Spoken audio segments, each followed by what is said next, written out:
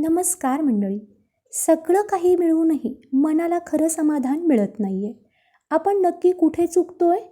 चला तर मग आज गोंदवलेकर महाराजांच्या विचारातून याचं उत्तर शोधूया. आजच्या या धावपळीच्या जगात आपण सगळे सुखाच्या मागे धावतोय.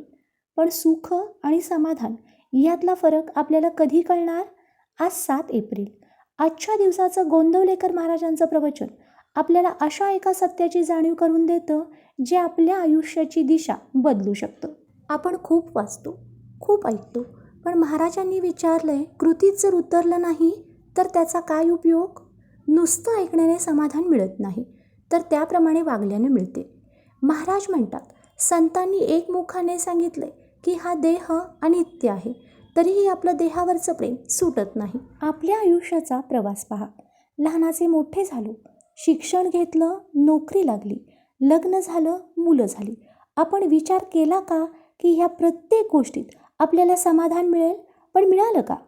पैसा, घर, गाडी हे सगळं हवंच, पण केवळ देहाच्या सुखासाठी आयुष्यभर आटापिटा करणं म्हणजे खरा स्वार्थ साधणं नव्हे. महाराज एक खूप मोठं वाक्य बोललेत. आपण या देहाचे कौतुक करतोय, पण खरं तर या दुसऱ्याची घरभरणी होत चालली आहे. देह गेला की सगळं संपतं. आजकाल स्वातंत्र्य या शब्दाचा चुकीचा अर्थ घेतला आहे. महाराज म्हणतात, बाहेरून पाहताना स्वातंत्र्य आणि स्वैरवर्तन सारखंच दिसतं, पण त्यात जमीन आसमानाचा फरक आहे. खरं स्वातंत्र्य म्हणजे स्वतःची उन्नती करण्याची संधी. इतर बाबतीत आपल्याला मर्यादा पाळाव्याच लागतात आणि त्या आवश्यकही आहेत. आपण व्यवसाय करतो तेव्हा निव्वळ नफा पाहतो, मग संसाराचा नफा काय? महाराजांच्या मते संसारात आपलं लक्ष भगवंताकडे किती लागलं हाच आपला खरा नफा आहे.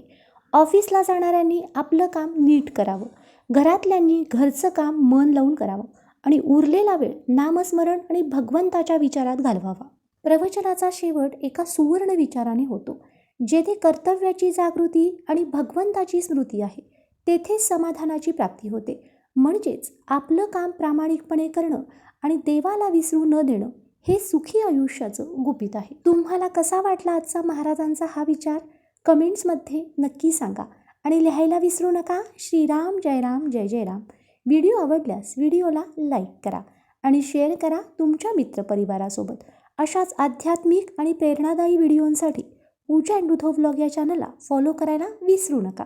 श्रीराम जय राम जय जय राम.